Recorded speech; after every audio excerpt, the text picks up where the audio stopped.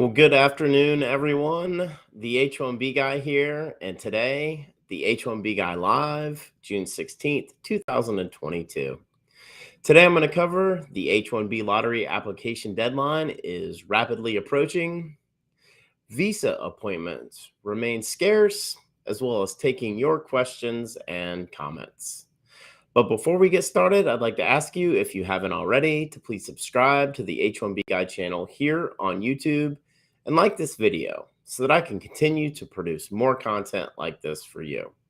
I also wanted to mention that H1B Guy offers a variety of consulting services. I help businesses and individuals solve complex work authorization issues in the recruitment process while bringing awareness to employment-based immigration benefits. If I can help you, please reach out. I'd love to hear how. And you can book an appointment directly with me via the H1BGuy.com. Today's live stream is brought to you by Syndesis and Path to Canada, the ideal plan B for high-skilled immigrants currently located in the U.S. whose status may be uncertain, by PERM-Ads.com, the industry leader in providing a seamless experience for employers and immigration attorneys navigating the complex PERM recruitment ad phase of the labor certification process, and also by Mob Squad. Are you a technology professional facing U.S. work visa-related challenges? If your OPT visa may be about to expire and you weren't selected in the most recent H1B lottery, our partner Mob Squad has a solution. Join the squad. Well, as the temperatures continue to rise across the U.S., here in Atlanta, we are currently over 95 degrees. I'm expecting triple-digit temperatures over the next week. The continuation of inflation, the percentages surrounding it, and we look at the Fed hiking up interest rates by 0.75 points, and of course, for those of us who keep up with our portfolio, the market over the last several days has been things that will bring you to tears. But as we start to look at what's going on, specifically today being June 16th, knowing that June 30th, exactly 2 weeks from today, is the H1B lottery application deadline. And I think the interesting thing about what's been going on here with the consistent layoffs, the consistent updates on hiring being cut back, offers being rescinded, such as the case of Coinbase, we start to look at what does that mean for that 127,000 plus registrations that were selected back in the very end of March. What does that mean for applications over the last 76 days? It's a really interesting time, and we have to wonder if there are registrations that were selected and applications that may not have been filed that may not be. And we've talked about this a lot in the past, but when USCIS stated that 483,000 applications and 127,000 plus that were selected, this is USCIS going on record publicly stating that they expected a 66% application rate. And for many of you who have followed this platform for the better part of the last 2 years, you know that we've talked about these application percentages, and last year alone, first round had a 70% application rate, which subsequently led to a second selection, which had a 40% application rate, which subsequently led to a third selection. And that was unprecedented. But what we do know is that in the last 2 years, 2 previous electronic selection periods that existed, there have been 5 random selections that have been held by USCIS. So USCIS, in order to attempt to circumvent a need for a second selection, this year selected a historically high number, 127,000 plus names, right? For 85,000 spots. And I think it's really interesting when we sit now here 2 weeks away, and things are aggressively changing here in the landscape of talent acquisition, not only for temporary foreign workers, H-1B employees, but also for American workers, right? If you scroll through your LinkedIn feed, there's a couple of things that showed up today, that I thought were really interesting, and I'm going to loop this back to the H-1B application deadline that's rapidly approaching, 2 weeks away, and why these things are important. The first thing is this idea of salary ranges, and the article on LinkedIn goes on to say that most big companies, including Microsoft, are publicly sharing salary ranges for open roles, a move that's likely to influence smaller firms downstream. The trend is worker positive, according to Axios, because it not only saves job hunters the trouble of applying for posts that pay outside of their desired range, it gives leverage to marginalized groups in seeking equal pay. LinkedIn data shows that as of April, the number of openings on its site that included salary ranges rose 44% from the year earlier, year over year. That's astounding. In recruitment, I've always hated the salary range. Just have. And I know that we all have them, but it really comes back to what is the number that you're willing to accept, right? This most likely to accept number. But we're now seeing a trend to kind of broaden the candidate pool, is to provide ranges, so that individuals aren't applying that may be above the range or below the range, that they fit within the range. The other thing that I found really, really interesting, that was also part of the LinkedIn feed today in terms of news, and that's this concept of workers losing pandemic superpowers. And it goes on to say that the days of employees exerting their influence over employers and dictating when and where they work may be grinding to a halt. Economic uncertainty and mounting anxiety around a potential recession are prompting hiring freezes and slowdowns. Company chiefs appear to be growing impatient with remote work. A cluster of prominent CEOs, such as Elon Musk, are growing more emboldened and demanding a return to offices. And then the key point made here is that data from a swipe card tracking company, Castle Systems, shows office occupancy at a pandemic high of 44% last week, and companies appear less fearful that workers will desert them if they force them back to their desk jobs. So again, all of this kind of circling back, what does all of this mean? Well, quite honestly, in my experience in recruiting, H-1B workers are much more willing to go on site. A lot of individuals say because they don't have a choice, but I also think it's because of their willingness, to do what it takes.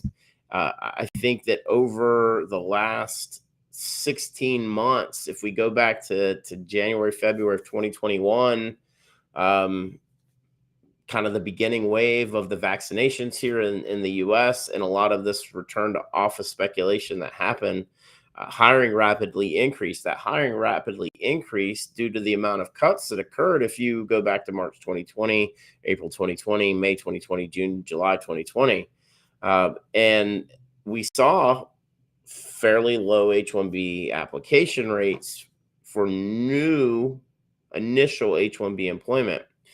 And so I circle all of this back to say that right now we're seeing the employer starting to get some more control back in the negotiation of compensation. You're also seeing them add salary ranges as part of listings, which is year over year up 44%. So what does that say for the expectation of application rates coming up for the H1B lottery as that application, as this deadline approaches on June 30th. And I think we're going to see less than a 60% application rate.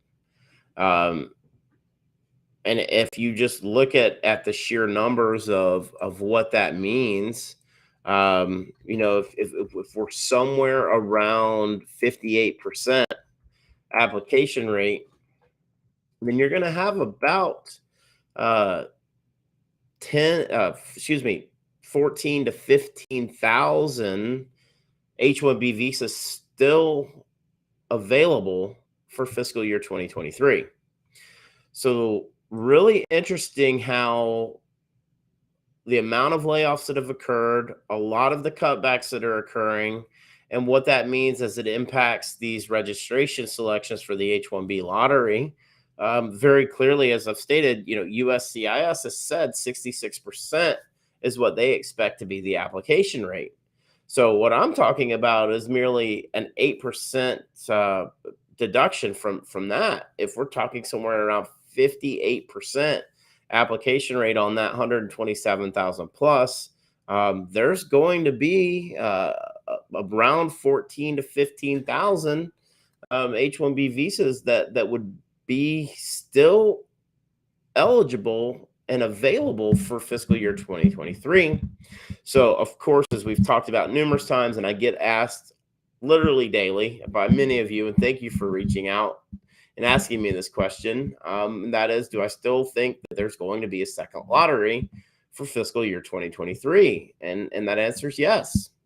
I've been on the record now for several months stating that, and I believe that we're going to see a second selection. I believe that will be held sometime in the end of July or the beginning of August. I've talked about the dates a good bit at length in terms of when I expect those to be available.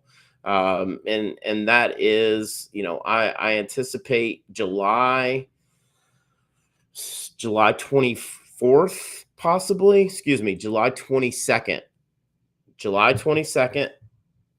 through potentially August 5th. So again, July 22nd through August 5th is what I'm looking at in terms of when I expect that second lottery to occur. And I think that goes back to the application rates that we're going to see. So what do you guys think? Do you agree with me? Do you think there's going to be a second lottery? Do you foresee an application rate around this expected 66%? Do you think it'll be higher or lower? Drop me a comment. I'm absolutely interested to see what you think about this. Do you foresee a second lottery being held potentially towards the end of July, maybe the beginning of August?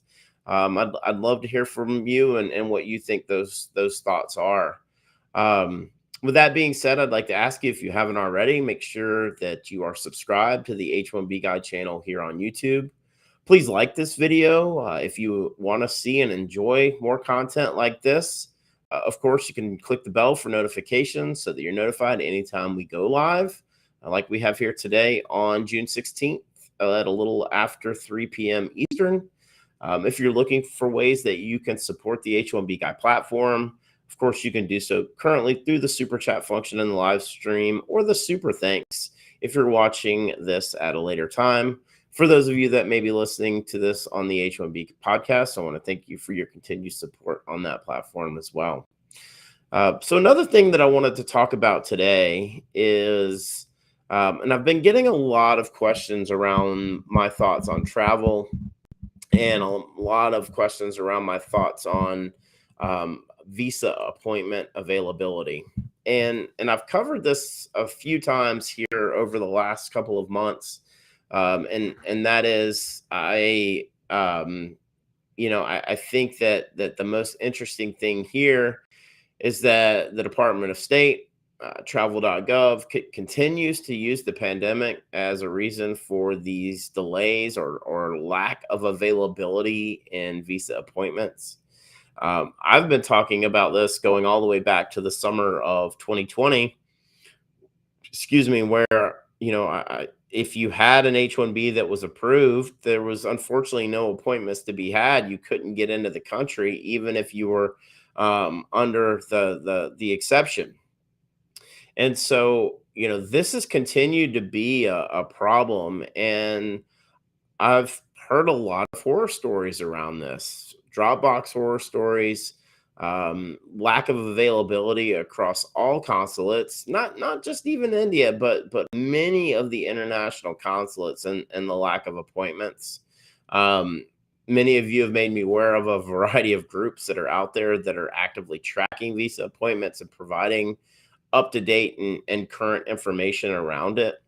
I continue to provide this very simple advice, and that is, unless there is absolutely a necessity for you to travel internationally and you would require an appointment, a new stamp, right, to enter back into the country, I would not travel unless I had a guaranteed appointment that was within 2 weeks of my travel date. Meaning, if I'm 2 weeks out of my travel date and I have an appointment that's during my period of time that I'm going to be outside of the country, then I would feel comfortable in traveling at that point. But if my dates are at a future date, or I don't have a date and I'm trying to stretch maybe some of my current I-94 time, um, I would advise against travel. That's just something that I've been saying for a few years now. Of course, there's always a risk. Even if we look at pre-pandemic, there was a risk of traveling. There's certain consulates that were less friendly than others, specifically the U.S. consulate in Chennai, known to historically issue out more RFEs than most of the other consulates. So again, we look at this lack of a visa appointment availability and the restrictive nature that it's creating, not only for folks that are currently living and working here in the U.S., but for those new H1Bs that are being approved as we speak. And once those approvals come in, those visas are valid starting October 1st. Can those individuals find an appointment between now and before October 1st? And most likely that answer is no. So what does that mean for new H1B visas that are being approved as we speak, and when would they most likely be able to enter? And I think you're looking at the earliest, the very end of 2022, and even into the beginning of 2023. And if we think about what that means, if the H1B visa is approved for 3 years, starting October 1st, 2022, stamping is provided, but the individual doesn't enter into the US until maybe December or January, there is time that would be eligible for kind of quote unquote recapture, right? Visa is not valid until you are active in the US, meaning present in the US. Okay. Another question that I get quite frequently, and it relates to visa appointments, and it specifically is around new or existing H1Bs, and that's this question. Um, I had an employer who was selected for the H1B lottery. I was selected for the H1B lottery. They filed my H1B and it was approved. But then when I went for my visa appointment, I was issued a 221G, which was never adjudicated. So can I transfer that previous H1B visa to another employer? And that answer is no. Unfortunately, unless you're physically in the U.S. working under H1B visa, um, that visa is not eligible for transfer unless it's been activated. But I go back to this visa appointment shortage. It's something that's been an issue now ongoing for the better part of 2 years. And we start to have to ask ourselves, like, well, what's going to change? What are some things that could change here? And it comes down to resource capabilities, but really it comes down to renewals being allowed, appointments, stamping appointments being allowed to occur in the U.S. And I think that that's something that really is common sense, right? Like someone who's already physically present in the U.S., has a valid visa. Why is there not an option for them to attend a U.S. consulate and be able to get their visa stamped here? That's something that I would like to see changed, because it creates a lot of anxiety and uncertainty for high skilled immigrants, right? Here I am advising them not to leave the country, not risk traveling unless it's absolutely necessary.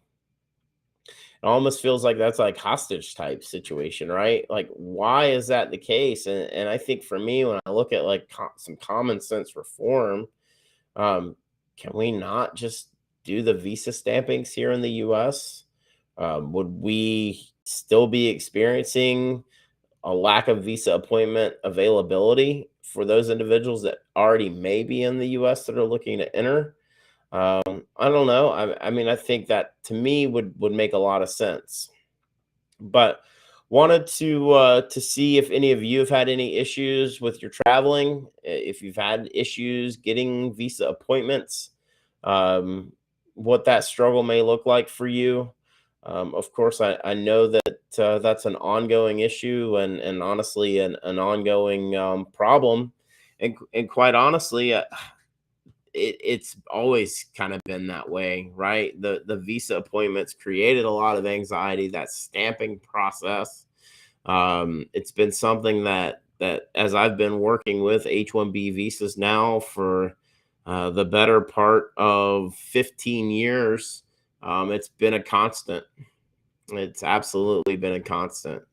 Um, so wanted to just ask you again, if you haven't already, please like this video. Make sure you're subscribed to the H1B Guy channel here on YouTube and click the bell for notifications.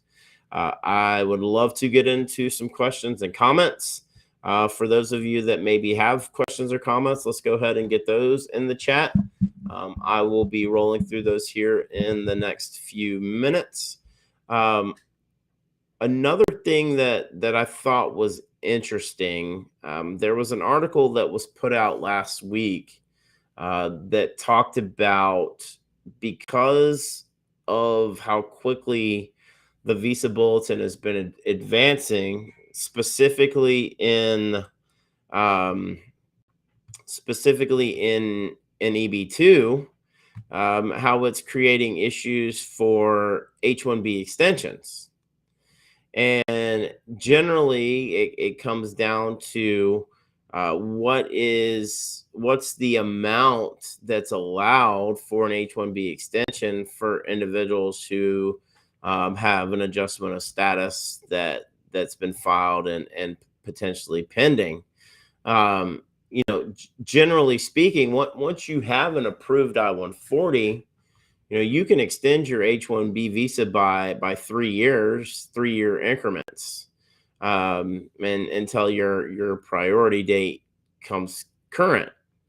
But the interesting thing is if the priority date is current, um, what does that mean if there is a possibility of extending the H1B visa? And from all of the research that I've looked into, it looks like there is an exception to like a 1-year filing. And just kind of reading through it here, it's really interesting when you look at what the employee can do versus the employer's rights. But how long has the priority date been current? And I've always advised here on this platform many times, which is to maintain your H1B status for as long as possible, until you absolutely have to go under that EAD, advanced parole, because that presents its own different set of unique circumstances. But interesting to see this coming up, right? Like now that we're seeing some pretty significant movement in the EB2 final action date category, it's creating some issues as it relates to dates being current for those individuals who are extending H1B visas on unapproved, previously approved I-140. Very complicated and a lot of moving parts here as we look to what that means. I know a lot of you out there who have filed your H1B extension, gotten the approval of up to 3 years, and then seen your priority date come current. That's perfect case scenario. But for the most part, I think the biggest thing here is there's a 1 year sort of period that's granted, and it's definitely something to keep in mind. So for those of you out there that are currently watching live, I really appreciate you taking the time to jump in here this afternoon. As earlier mentioned, I've covered we're exactly 14 days away from the H1B application deadline that's rapidly approaching. Hard to believe that April 1st was 76 days ago. And that was the beginning of the application period. We're also at a point now where the daily amount of organizations and announcing staff reductions or layoffs, companies rescinding offers, seems to be a daily occurrence. We look at a lot of what's happening in our financial sector here in the U.S. and there's a lot of signs that are pointing to a lot of different sort of mixed signals. However, unemployment in tech continues to remain extremely low. Demand for engineers continues to remain extremely high. IT wages are at an all-time high. But as I mentioned, some of the content out there on LinkedIn, you're now seeing wage ranges being shared up 44% year over year. But I think the biggest thing is that you're seeing employers start to regain some power in kind of this post-pandemic emergence. And a lot of that will trickle down to lack of control on the employee side. Many are promoting the return to office, return to work, or some sort of hybridized version of that. So really interesting to see, that's going on and how that's going to impact H1B lottery applications. As I said, again, if there's only a 58% application rate, then there's the possibility of there being anywhere between 14 to 15,000 H1B visas that would still be available for fiscal year 2023, which still leads me to believe that there would be a second lottery that would be held. So, all right, well, let's jump into these questions. I've got one question right now. So I'm going to go ahead and answer that and let those of you who have other questions out there, let's pop those in the chat. And I'll do my best to provide an opinion on what I think about it.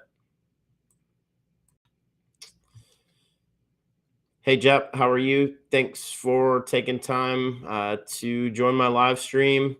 He says, hi there. Thanks for what you do. This is very informative. My PD is January 5th, 2015. Do I see EB2 final action dates moving in August or September to meet those dates? What are your thoughts? Great question. So if we go back to my predictions for June, and I did a live stream as well where I talked about I thought we would still see dates of filing move 30 to 90 days. And I predicted for June of February 2015.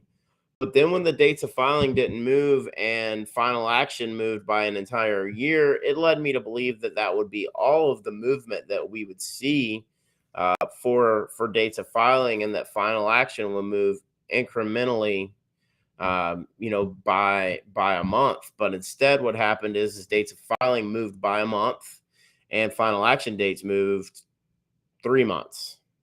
So now that leads me to believe that they've got it right about where they want it, which I think we could see a month forward on dates of filing, roughly. I think that that's a possibility.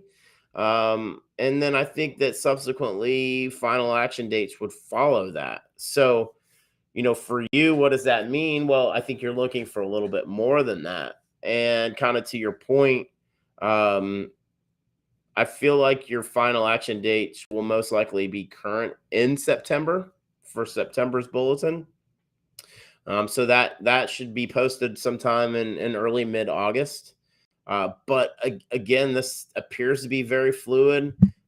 It appears that the service centers are processing thousands of cases now over the month, and so it leads me to believe that there's a possibility you could see August for January 1st. Now, I don't think it'll get to your January 5th. So that's where it comes back to. I think if we get to September 2015 or March 2015 by the end of the fiscal year, by September's bulletin, then final action dates would be February 2015. Now, the question is, do we think that um, do we think that they'll equal? That's my question, right? Do we think that they may move dates of filing to February 2015 and then have final action dates reach February 2015 by that September bulletin? And it's going to be really interesting to see these numbers continue to fluctuate. My calculations that I do based on the I-140 approvals, based on the number that's being processed, it just continues to fluctuate so rapidly. And it's making it very difficult to predict. And that's why I always say these are just guesses. And it's my opinions. Folks love when I'm wrong. Well, listen, I challenge anyone to post in the comments what their thoughts are. Give me your predictions and let's see if they're right. This is something I do for fun. I do it for fun because I enjoy it. I'm thoroughly interested in it. I'm intrigued by it, and it's a piece of our talent acquisition pipeline. When I look at it from my staffing professional hat, that only expands our talent pool. And so I've been tracking this visa bulletin now, going all the way back to 2011, 2012. And familiar with it well before that, right? As I said, I've been working with H1B visas for over 15 years. But great question. Keep my fingers crossed for you here, JCP. And, you're right there. We'll see what happens over the next couple of months. It's going to be interesting to watch. Hey, CA, how are you doing? Do I think dates of filing will reach December 2015 by December 2022? I actually got asked a question on my on one of the videos and the comments on YouTube that I saw that asked me about, I think it was February 2015. And I said I expected that to be anywhere between December and March.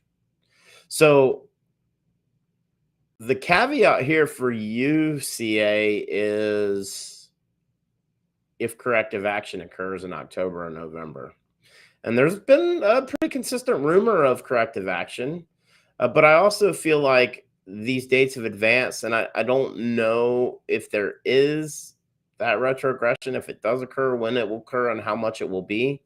I don't feel like it's going to happen, though. Like right now, I don't have that sense. I think a lot of you feel otherwise.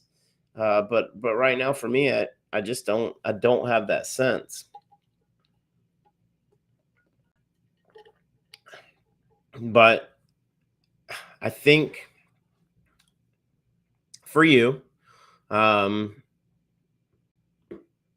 that's the end of the year, and I feel like you're probably going to be later in 2022, unless there's another like year jump for dates of filing, or there's like a 6-month advancement that occurs early in the fiscal year. I'm more inclined to say probably like between May and July.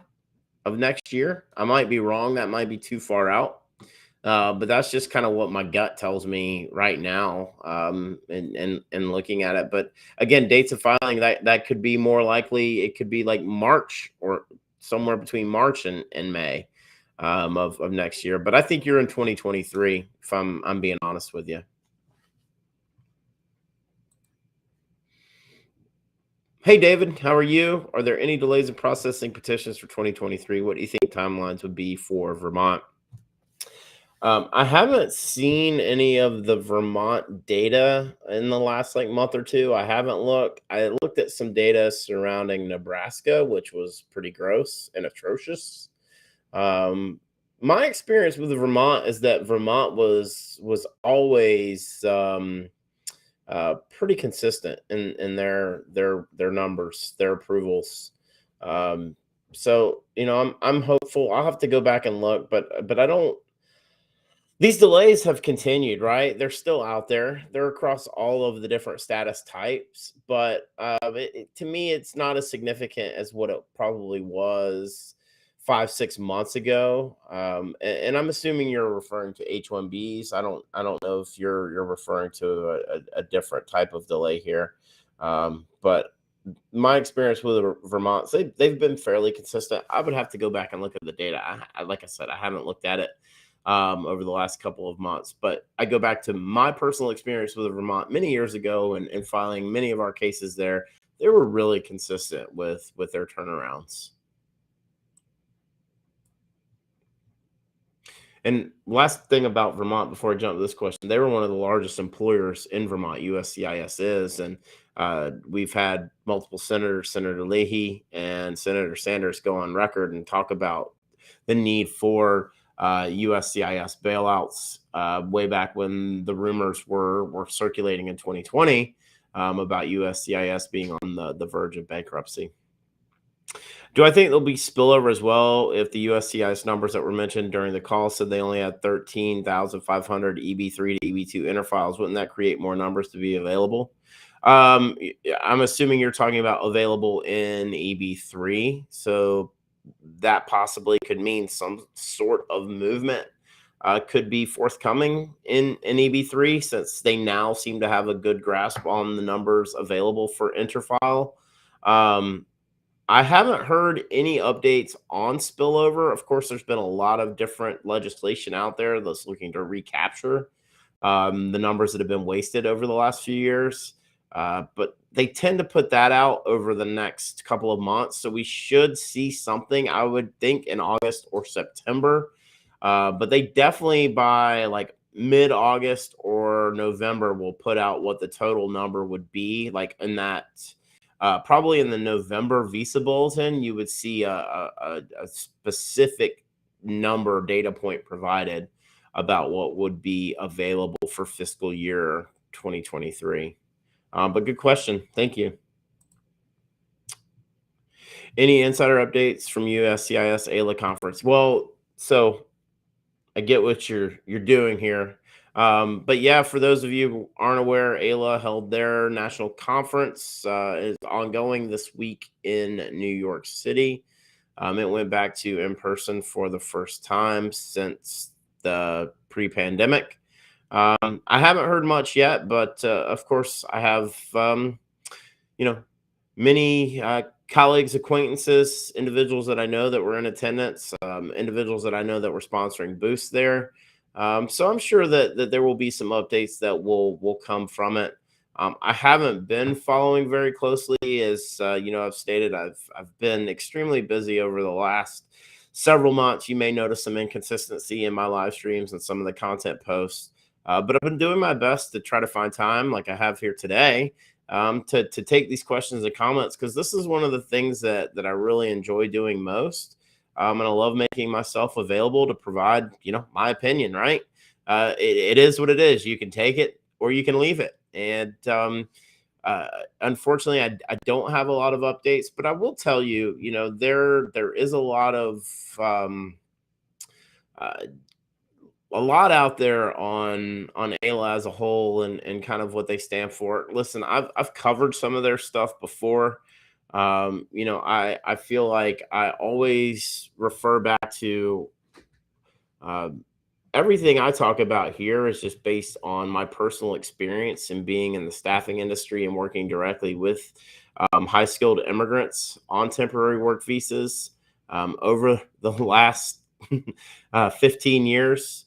But an immigration attorney is a vital part of the success, not only for the petitioner, the employer, but also for the beneficiary. And I always say, and this is a repeat, um, you've got to have a good immigration attorney that you know and that you trust, and that you feel like even if their fees are very expensive, they are providing you with legal representation that you are confident in. Okay. And that's the thing that I'll stress here is that if you need an attorney, I know several. I can absolutely recommend one for you, but also realize that this is it's for profit, right? Um, USCIS is fee based for profit, right? So there is a mutual relationship between those two that occurs because it's all about the money. It is, no matter how you want to spin it, there are millions of dollars, billions of dollars at stake for AILA members, for USCIS, for employers, but also for high skilled immigrants. There just are. Talked about the average wage of the H1B worker being over 100,000. That's far from cheap labor, in my opinion. The average H1B visa worker makes more than 100,000. So, you can choose to believe what you want, but I'll tell you, demand is still extremely high. Tech unemployment is less than 2%, regardless of the layoffs that we're hearing about, the cutbacks, the pulled offers. There's still opportunity and demand for high-tech skilled workers, U.S. American workers and temporary foreign workers alike. The demand still exists. I see it on a daily basis. What's my prediction for August? I will probably do a second anniversary H1B lottery application deadline, August visa bulletin look ahead, probably on the 29th. I've got to get my thoughts together a little bit more for it, but I think there's going to be some forward movement in EB2 for sure. I think we'll see it in India and China both. Do I have any insights on the total number of I-140 approvals for fiscal year 2015? I sure do. If you give me a second, I will find it. Let me grab it, and this will be the last question I take.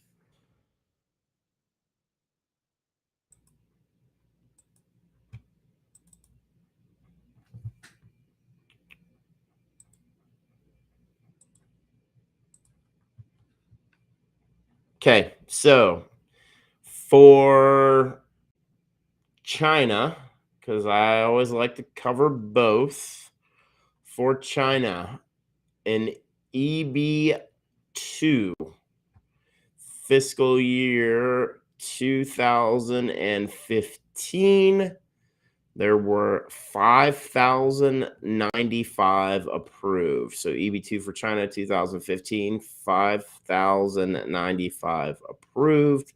For India, EB2 2015, there were 32,702 approved.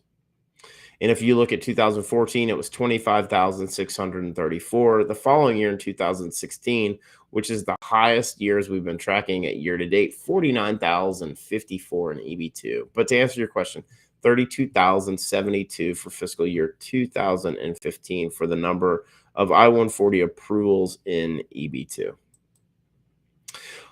All right, everyone, I just want to say thank you again.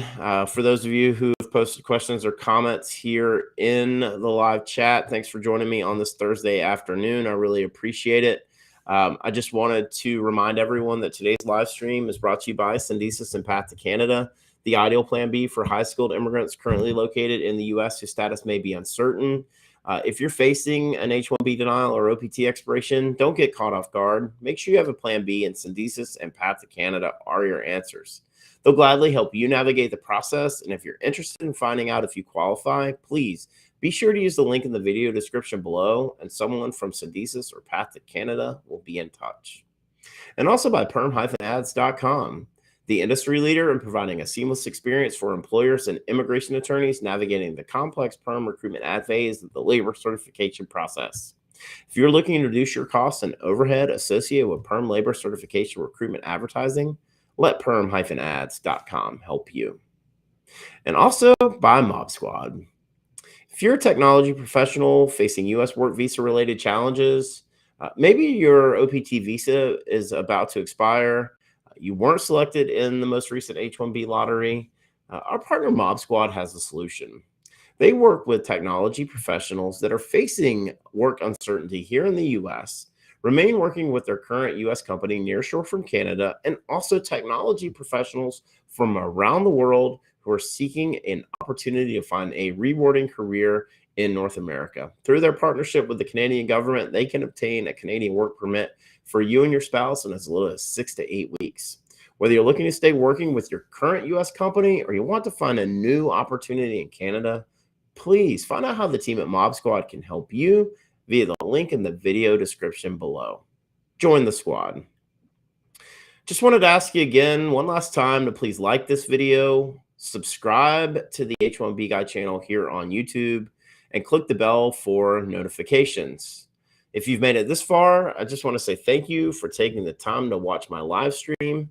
Really appreciate all of your questions and comments here today. And of course, would love to hear more from you. Feel free to drop comments in the video below. I'm Robert. I'm the H1B Guy, your global source for all things H1B.